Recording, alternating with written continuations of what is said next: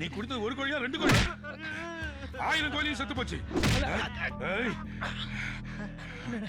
சீக்கிரம் கோழி ஏன் தள்ள கட்டி இந்த மணியாரை ஏமாத்திட்டா போய்.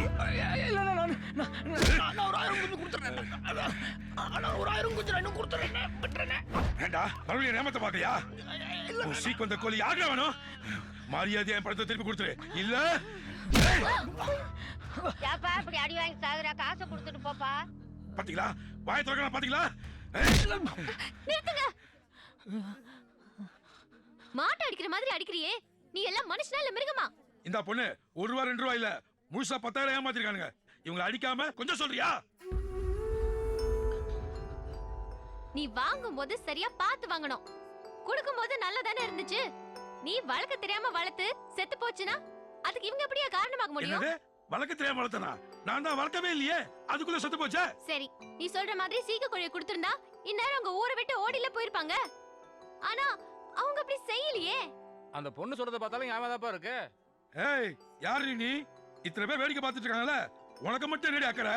இந்த பார், போ போ. நியாயத்தை யார் வேணாலும் கேட்கலாம். இதுக்கு மேல இவங்களை அடிச்ச நான் இப்ப போலீஸ்க்கு போன் பண்ணுவேன். நீ மட்டும் இல்ல, இங்க சுத்தி நின்னு வேடிக்கை பாக்குற அத்தனை பேரும் மாட்டுவீங்க. என்னப்பா இந்த பொண்ணு போலீஸ் கிளிஸ்னு சொல்லுது? ஏய், என்னடி மேட்ரியா? இங்க யார் தடுத்தாலும் சரி, இவங்க 2 பேரையும் நான் கொல்லாம விட மாட்டேன். யோ, நீ எது பண்றதாலும் ஊருக்கு வெளியே போய் வச்சுக்க. இங்க ஏதாவது பண்ண நினைச்ச நாங்க எல்லாரும் சேர்ந்து உன்னை சும்மா விட மாட்டோம். இப்ப விட்டுருவோம், அப்புறம் பாத்துக்கலாம்.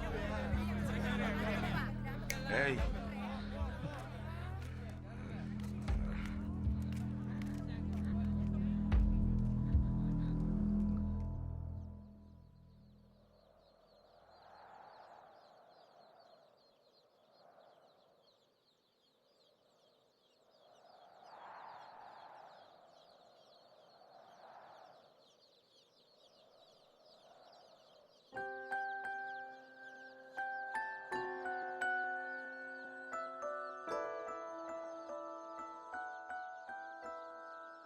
வெக்கமா இல்ல? அவமானமா இல்ல? இப்படி ஏமாத்தி பொழைக்கிறதெல்லாம் ஒரு பொழப்பா? வெக்கத்தையும் அவமானத்தையும் நான் பார்த்தா என் குடும்பம் வறுமையாக தான் பார்க்கணும். அதில் எனக்கு உடன்பாடு இல்லை. அப்புறம் அவங்க பசி யார் தீர்த்து வைப்பாங்க?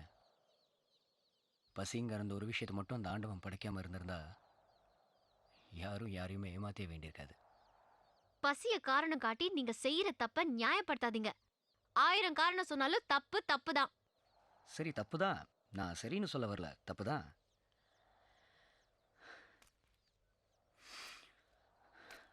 எங்கள் அப்பா இறந்தப்ப நான் இடுப்பில், என் தங்கச்சி வயத்தில், ஓடி ஓடியே ஒரு குடிசையும் இல்லை, சொந்தம் பந்தங்கிற பேரில் யாருமே வரல. பிறந்த ஊரை விட்டு வேறு ஊருக்கு வந்து கஷ்டப்பட்டு கல் உடைச்சு காவா வெட்டி காவேறு சோறு தின்னு எங்கள் ஆத்தா எங்களை வளர்த்துச்சு. அதுவும் எப்போ வரைக்கும்? எனக்கு 5 வயசு வரைக்கும். அதுக்கப்புறம் முடியல. கஷ்டப்பட்டு உழைச்சும் காவேரி கஞ்சி கூட ஊற்ற முடியல.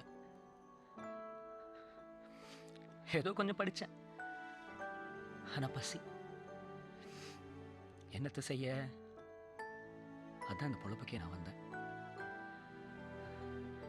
புத்தகத்தை தூக்கிட்டு போகிற வயசில் கோழி கூடிய தூக்கிட்டு அலைஞ்சேன்.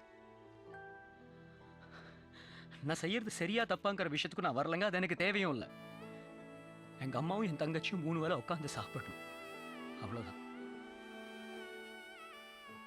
அதனால நீங்க சொன்னீங்களே இந்த வெக்கம் மானம் இதெல்லாம் என் கண்ணுக்கு தெரியாதுங்க.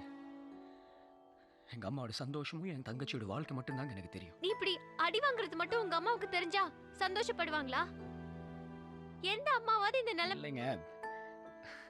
என்ன மாதிரி அன்னாடங்காட்சிக்கு எல்லாம் நீங்க சொல்ற இந்த என்னத்தை சொல்ல, இந்த அட்வைஸ் எல்லாம் ஏறாதுங்க. ஏதோ எங்களை நீங்க காப்பாத்துனீங்க, அதனால தான் இந்த கதையெல்லாம் சொல்லிவிட்டேன். எங்களை காப்பாத்தினதுக்கு நன்றி. மாப்பிள வாடா போலாம்.